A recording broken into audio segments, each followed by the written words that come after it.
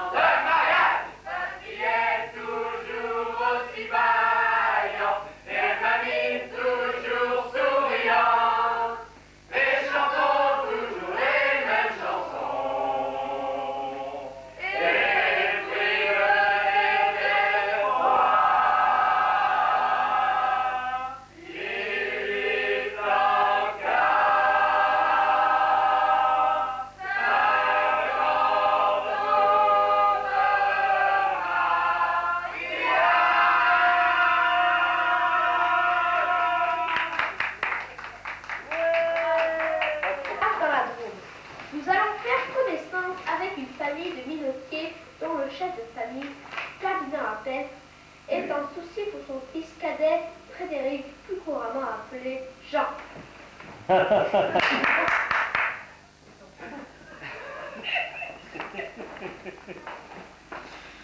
Frédéric, c'est terminé.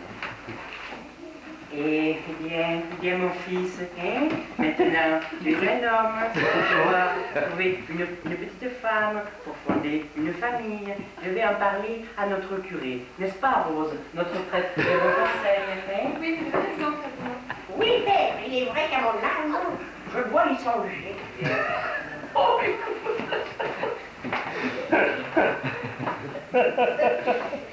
Frédéric, c'est fait, il va. Et ainsi.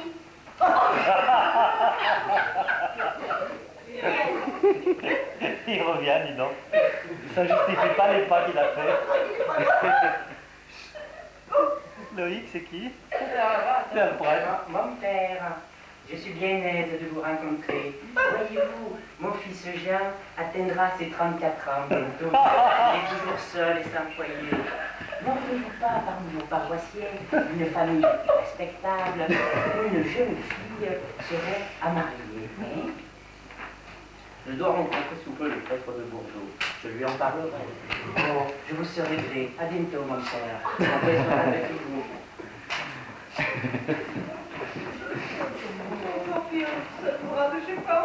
Attends, il y a l'autre qui va arriver.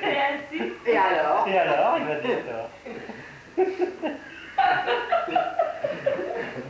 Ça y est? Ah! Ça, c'était sûr.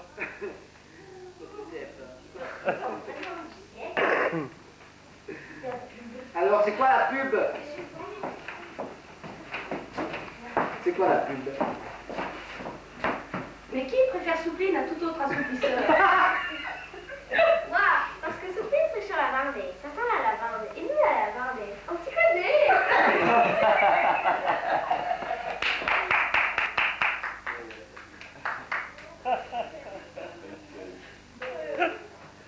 C'est quoi, c'est du bruit?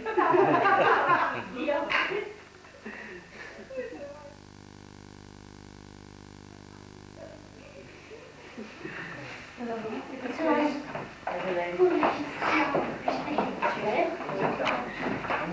Véro.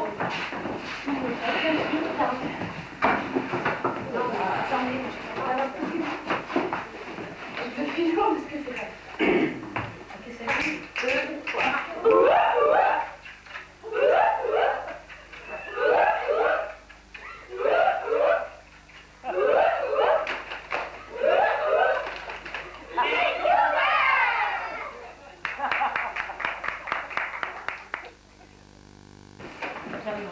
Allez, va chercher du là-bas. C'est Madeleine. Papy, va réparer l'ascenseur. Papy, va chercher de la farine. C'est marrant, les Ça va, papy? Ça va fort, très fort.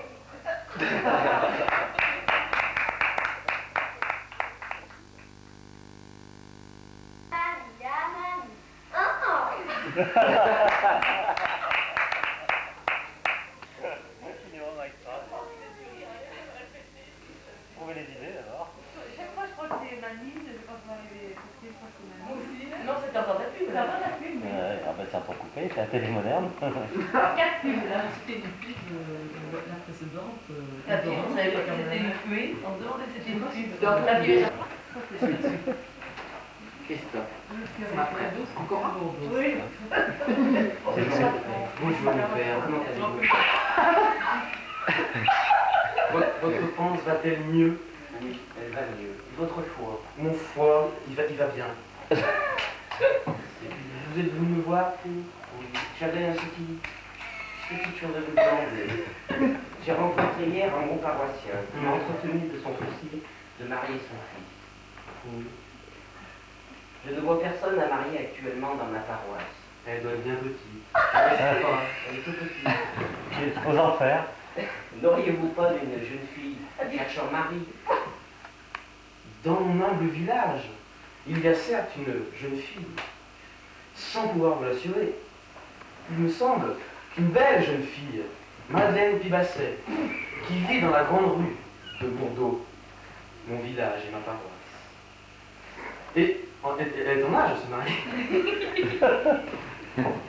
J'en parlerai à sa mère et je vous tiens au courant. Très bien. Nous en parlerons au prochain séminaire au bar des sports. Oui. J'espère. On va le faire. On va boire un café. Allez. Et une rencontre est prévue entre les familles Apex et Pibasset.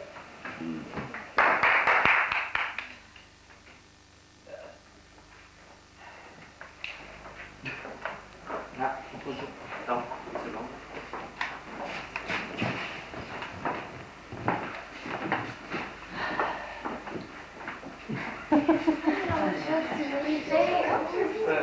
Le vin du Nord a soufflé, ça fait tourner le moulin.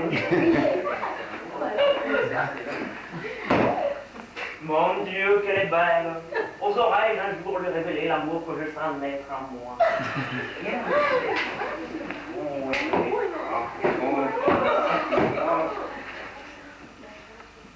Le jeune homme est charmant.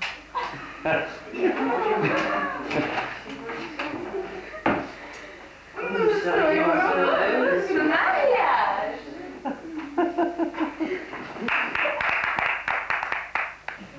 Cette pièce était de nous, avec, dans le rôle de Michael, le narrateur, dans le rôle de Madeleine Pibasset, Pascaline,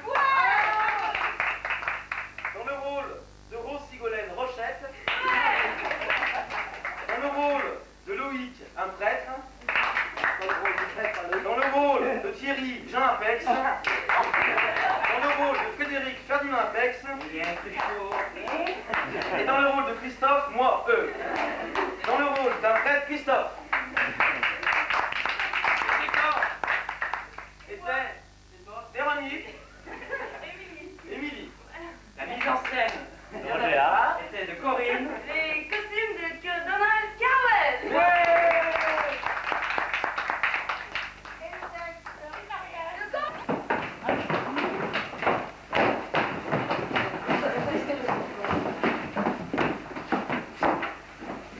Groupé.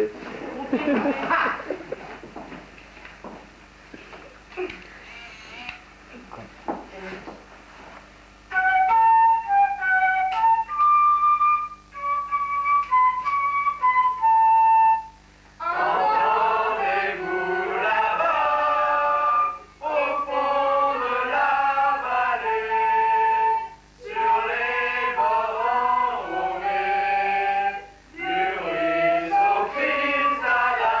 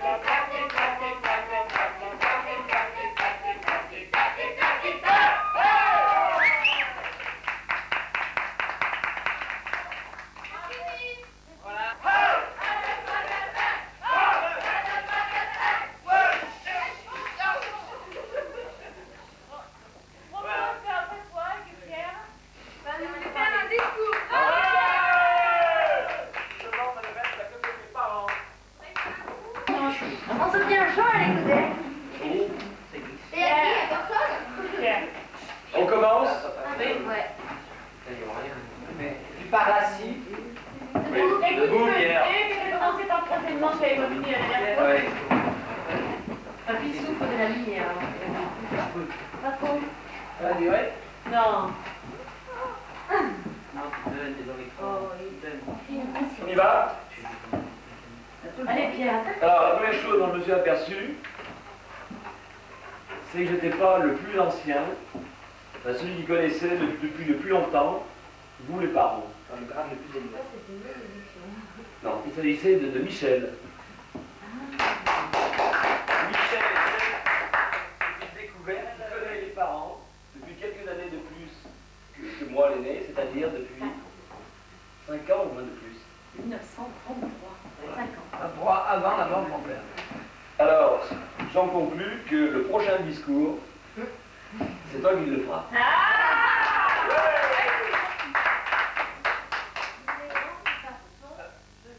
Ça, c'est la première des choses. La deuxième, c'est que, en 3 points, je n'ai pas été capable de tourner ce discours parce qu'il y avait beaucoup trop de choses à dire. Alors, t'as fait combien? Je sais pas, c'est un peu dans le désordre. 10 000. Il n'y a pas de plan très bien construit. Alors, ce que je voulais vous dire, c'est que, parents, grands-parents, vous avez été donneurs de vie, mais vous êtes beaucoup plus, parce que vous auriez pu être nos parents, vous donnez la vie bien gentiment. Mais, en fait, la richesse personnelle et la richesse de votre couple est tellement, si vous voulez, reconnue par tous, que j'ai essayé un peu d'analyser finalement pourquoi vous étiez des gens si intéressants à vivre. Alors je vais commencer par Papy. Je me suis dit que Papy avait sans doute des secrets qui pouvaient expliquer sa vitalité. Et j'ai essayé un peu de les analyser. Et je vous soumets cette analyse, vous me direz si vous êtes d'accord. Premièrement. Alors la première remarque quand même, c'est que sur le plan de pondéral, Papy est parti de très bas, puisque tout à l'heure il me disait qu'au conseil de révision, il atteignait à peine le demi-quintal. Et que plusieurs fois, je crois qu'il a été ajourné ou réformé. Donc, exemple. Et que un personnage aussi maigre, et qui a autant de vitalité, ça me pose problème. Sachant que depuis, tu as gagné quand même une bonne vingtaine de kilos. Oui, mais je buvais deux verres de vin à chaque repas. Bon.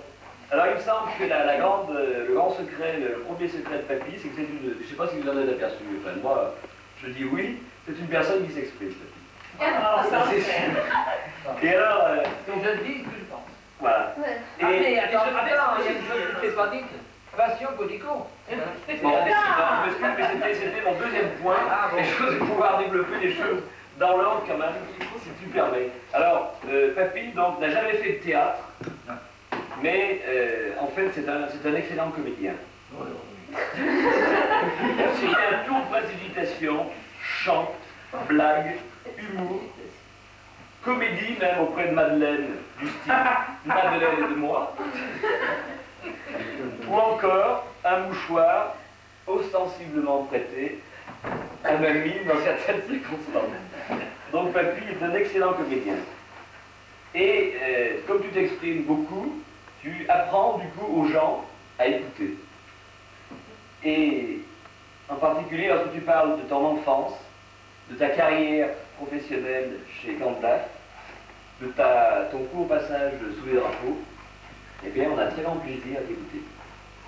Et nous aimons trop les anecdotes du moulin. Par exemple, l'anecdote des rats blancs. En particulier, l'instant précis et pathétique, sans rentrer dans les détails, où un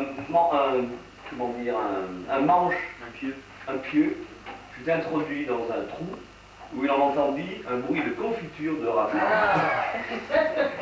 Bon, je vous passe les détails. C'est le clair manché. Bon, une autre anecdote, c'est celle du bruit de la turbine, qui faisait peur à Papy. Une que tu nous as appris très récemment, c'est l'inspecteur du travail de l'époque, qui venait au moulin. Je ne sais pas s'il venait à l'improviste, enfin il faisait un peu râler en complément. Il était toujours annoncé. Oui. Mais entre-temps, on ne pouvait pas faire ce qu'il allait demander. Oui, mais par exemple, il avait fait mettre des protections en bois, tu sais, vous avez vu Oui, la des photo bois. là. Oui. Tu as parlé des rampes. Des rampes que mon père disait que à quoi ça sert, mais quand il a eu 10 ans plus, eh ben, Oui. Bon, il y a l'anecdote de mouiller les cordes, hein, qui n'a pas échappé à nos petits-enfants. Il y a aussi le mon-œil dans les enfers, c'est-à-dire le gamin qui s'était fait bouler un œil avec un pétard.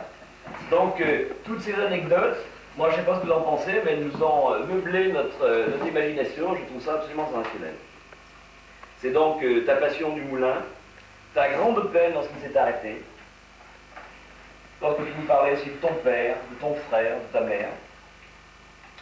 Et tous ces éléments, moi je pense, je répète, sont imprimés dans notre esprit.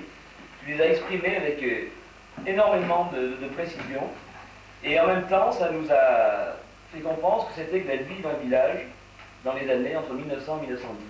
C'est en tout cas, tu m'as mieux écouté que ce que j'aurais cru. Vous voyez?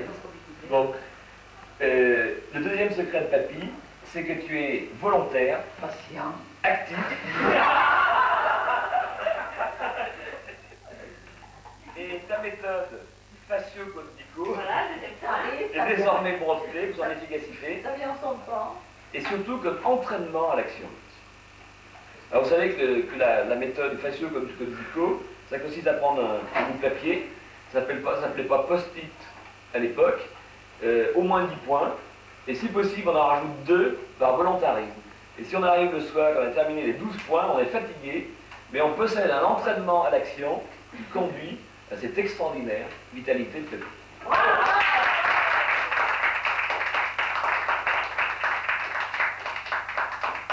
Autre secret, c'est que Papy, depuis au moins 20 ans, tu le préciseras, fait tous les matins un petit peu de gym.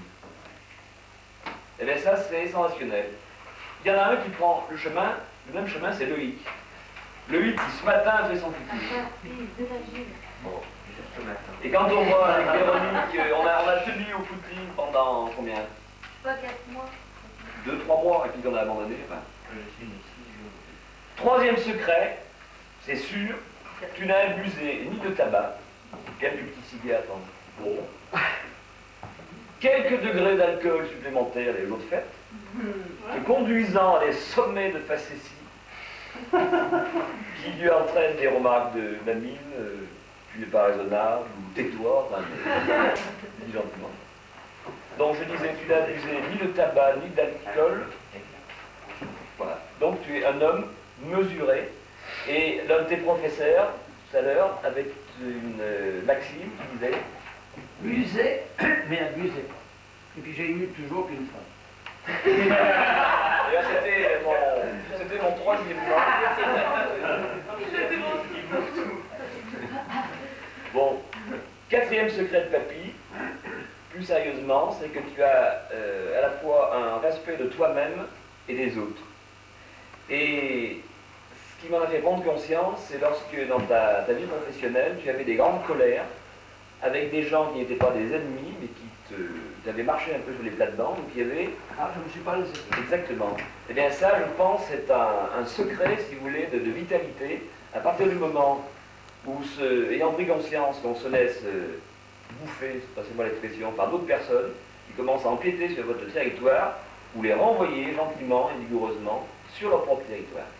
J'ai été le chef de mon bureau, et il y avait une dactylo qui était la secrétaire du patron, et on disait qu'elle était sa maîtresse. Enfin, j'en étais pas sûr. Et alors, j'avais un dossier secret qu'elle ne devait pas connaître. Parce qu'elle était la secrétaire d'un directeur de banque où nous avions découvert 50 millions, enfin, je ne m'en rappelle pas. Et un jour, elle vient autoritairement, parce qu'elle avait un de ses bagous, alors, elle me dit, j'appelle, vous pouvez me prêter ce dossier en question. C'était un dossier qui concernait les avances de la banque. Et puis, je me le gardais pendant 8 jours, 10 jours, mais il ne revenait plus. Hein? Alors, un jour, je lui ai dit, mais il rendez-moi ça, parce que vous savez, je ne suis pas en règle avec le patron. Alors bon, elle me l'a rendu. Mais quand un jour, il y a eu un autre incident, et puis un troisième, puis un quatrième, j'avais donné rendez-vous au patron. Ça se passait un samedi après-midi, alors qu'il n'y avait personne. Le patron est arrivé avec une figure blanche comme sa chaussette. Il s'est assis auprès de moi et il me dit, M. Apex, qu'est-ce que vous avez à me dire?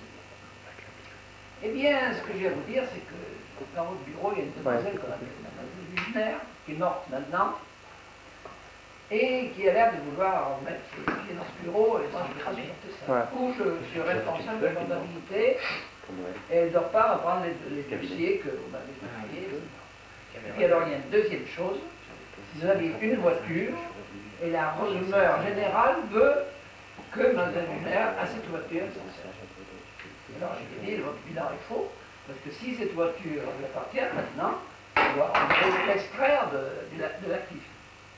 Il s'écoule 8 jours, le patron arrive un matin en disant RAS, rien à signaler, et il me dit Apex, voilà l'argent de la voiture, passez les écritures en conséquence. Voilà. C'était bien exact, Wiener avait en main la voiture de Totor, mais est-ce qu'elle avait payé, on n'en sait rien. Ça, c'est des trucs comme ça. Avec ma femme, j'ai jamais fait des trucs comme ça.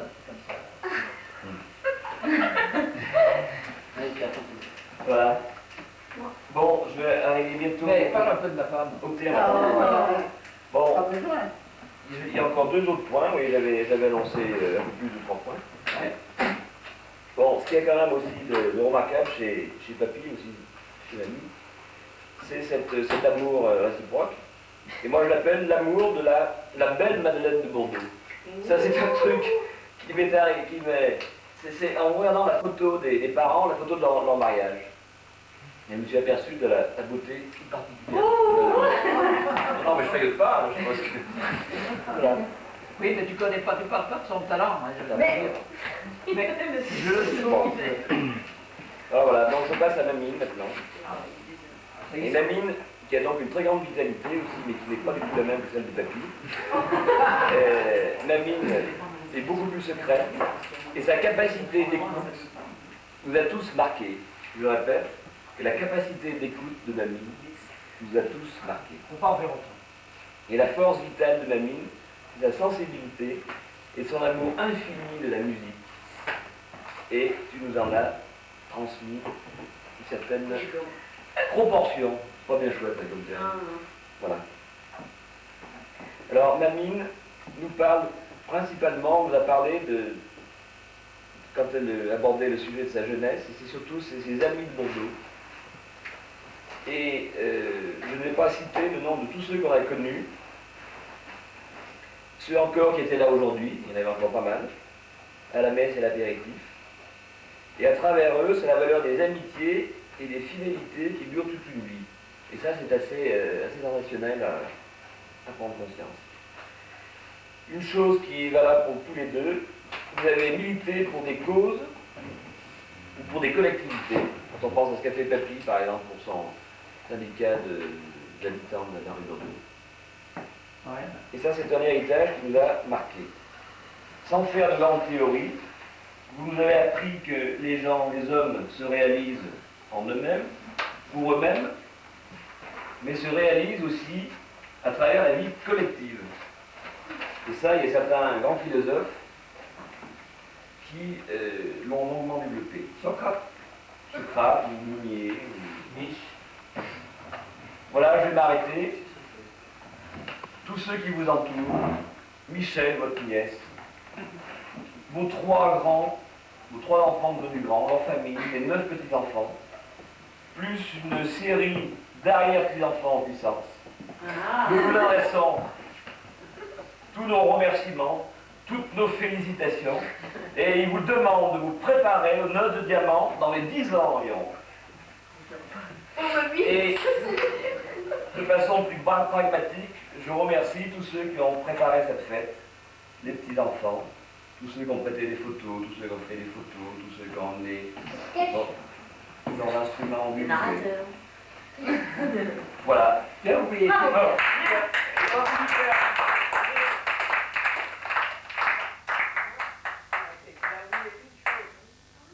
C'est que Mamie a une capacité de littérature, d'écrire. Hein.